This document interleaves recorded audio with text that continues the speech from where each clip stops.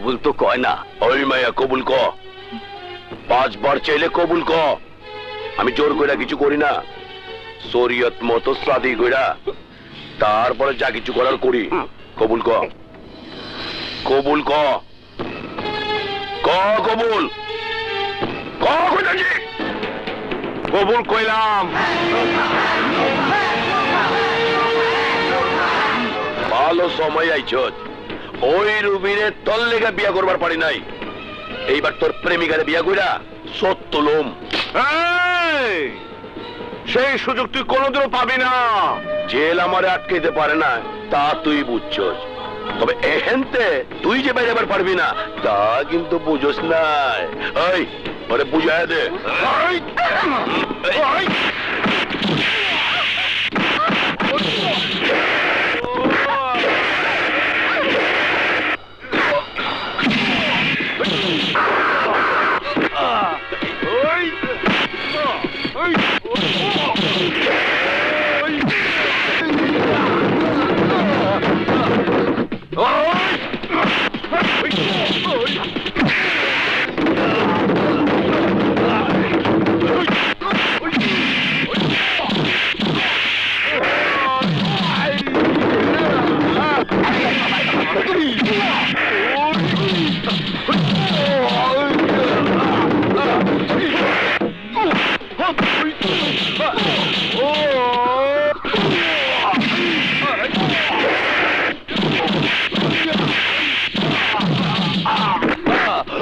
রমজান, আজকের কথা মনে রাখিস, ভবিষ্যতে বিয়ার খায়স হলে শেরওয়ানি না, একেবারে কাপড়ে কাপড় পরাই দেব।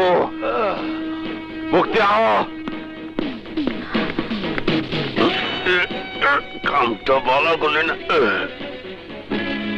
মুক্তি, তুমি নিশ্চয় এতক্ষণে বুঝতে পারছো আমার কাছে থাকা তোমার জন্য নিরাপদ না। আমি বুঝতে পেরেছি সংগ্রাম, পৃথিবীতে সবচেয়ে নিরাপদ আর সুখের আশ্রয় তোমার কাছে। এই ব্যাপারটা কি? আমার কাছে তো সন্দেহ লাগতেছে। আসলে তোমার উদ্দেশ্যটা কি? উদ্দেশ্য অতি মহৎ। তোমার মতো একজন মানুষকে পেয়ে আমি ধন্য। আমি সারাটা জীবন তোমার এই বুকে আশ্রয় চাচ্ছি সংগ্রাম। এই সংগ্রামের বুকে কেউ আশ্রয় নেওয়া সুখ হইতে পারবো না, আর তাই কাউরে আমার বুকে আমি আশ্রয় দিতে চাই না। কিন্তু তুমি আমাকে আশ্রয় দাও বা না দাও, আমি আমার আশ্রয় খুঁজে পেয়েছি। আমাকে তুমি আশ্রয়হীন করো না সংগ্রাম। না মুক্তি না, এই বুকে শুধু আগুন, জ্বলন্ত আগ্নিগিরি বুকের ভিতরে দাও দাও করতেছে। কেউ দেখবার পারতেছে না, কেউ জানতে পারতেছে না, কিন্তু আমি জানি আগুন আমারে কিভাবে পুরাইতেছে, কিভাবে জ্বালাইতেছে। এই বুকে কারো স্থান দিয়া আমি তার পুরাই ছাই করবার চাই না। তোমার বুকে যে আগুন জ্বলছে, সে আগুন যদি আমাকে পোড়ায় তা যে আমার সৌভাগ্য সংগ্রাম। মুক্তি, আবেগ আর বাস্তবের ব্যবধান অনেক। আমি একটা ধ্বংসস্তূপের উপর দাঁড়িয়ে অপেক্ষা করতেছি, কোনো কিছু সৃষ্টি করতে না, ধ্বংস করতে। সেই ধ্বংসলীলা পইরা আমি যদি নিজে ধ্বংস হয়ে যাই তবু সুখ পাবো, শান্তি পাবো। আমি পরাজিত হই নাই। আমার মার স্বপ্ন আমি পূরণ করবার পারছি, অন্ধকার দূর কইরা আলোর পথ দেখাইতে পারছি।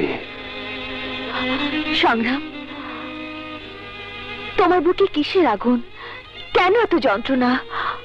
আমাকে বলো প্লিজ, আমাকে বলো সংগ্রাম। আজকে না, আরেকদিন কমো। সংগ্রাম, তোমার সব জ্বালা যন্ত্রণা আমি দূর করে দেব।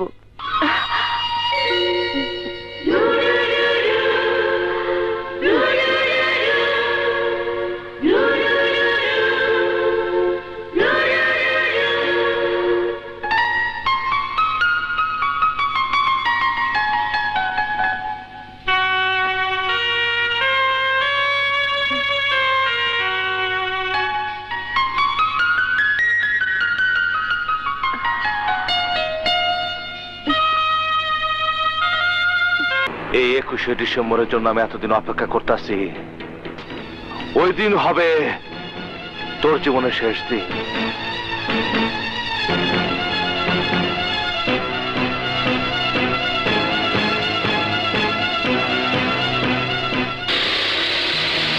রাখো রাখো ভাই। সংগ্রাম কি বাসায় আছে? হ্যাঁ সংগ্রাম, তোমার কাছে একজন লোক এসেছে। কি হয়েছে? ওই যে দেখো।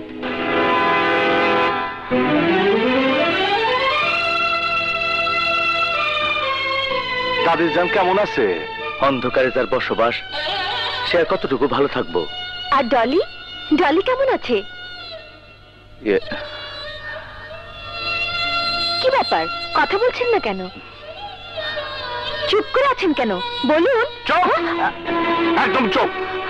তোমার না কইছি কোনো কিছু জিজ্ঞাসা করবে না। বিপ্লবা, ভিতরে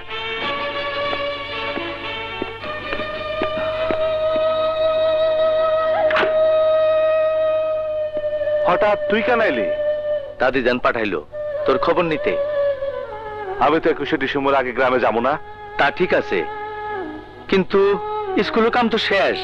দাদি যান কইলো স্কুল উদ্বোধন করতে হইব, তাই দাদি আমারে জোর করে পাঠাইছে। বিপ্লব, তুই তো ভালো করে জানোস আমার এক কথা এক জবান। পিয়ার আলী জেল থেকে না বাইরে হওয়া পর্যন্ত আমি গ্রামে ফেরা যাব না। আমি প্রতিদিন ক্যালেন্ডারের দিকে চায় থাকি ওই দিনটার জন্য, কিন্তু দিন ফুরায় না। আমি বহু কষ্টে বুকের ভিতর আগুন চাপাতে রাখতেছি আর অপেক্ষার পর অপেক্ষা করতেছি। যেদিন পিয়ার আলী জেল থেকে বাইরে হবো সেই দিন পিয়ার আলীর রক্ত দিয়া এই বুকের আগুন নিভাবো। সংগ্রাম, দাদি যান খুব অনুরোধ করছে তোর সাথে নিয়ে যাওয়ার জন্য, আর কইছে তুই না গেলে সে কিছুই খাইব না। খাইব না? তাহলে জোর করে পানি খাওয়াবি? হ্যাঁ, মানুষ পানি খেয়েও বাঁচে। ওই বুড়িকে কবি 21শে ডিসেম্বর পর্যন্ত বাইসা থাকবা। পিয়ার আলী রক্ত না দেখা আমি দাদির মুখ দেখাবো না। ও জেল থেকে বাইরে হইলেই আমার জানাবে। জানামু সংগ্রাম, জানামু। চাচাতো ভাই হইল তুই, বন্ধু হইল তুই। সেই ছোটবেলা থেকে একলগে মানুষ হইছি। তোর মতো আমরাও তো একটা দিনে অপেক্ষায় রইছি, কবে চাচি আমার স্বপ্ন পূরণ হইব। বিপ্লব, হাসিরে সংগ্রাম।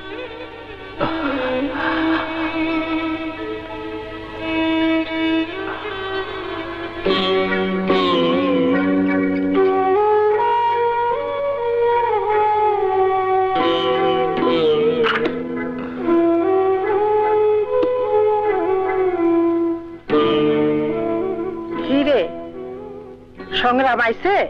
না দাদি যান, অনেক বুঝাইলাম কিন্তু রাজি হইল না।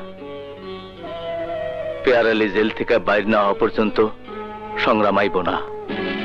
তাহলে যা, দরজা বন্ধ কর। সংগ্রাম রে না দেখা পর্যন্ত আমি সূর্যের আলো দেখুম না। যা, দরজা বন্ধ কর। দাদি যান, সংগ্রাম কসম দিয়ে কইছে তুমি যদি উপাস থাকো তাইলে সংগ্রামের লাশ দেখবা। তুই যা, আমার সামনে থেকে দূর হয়ে যা। যা তুই। দা- ইয়ে,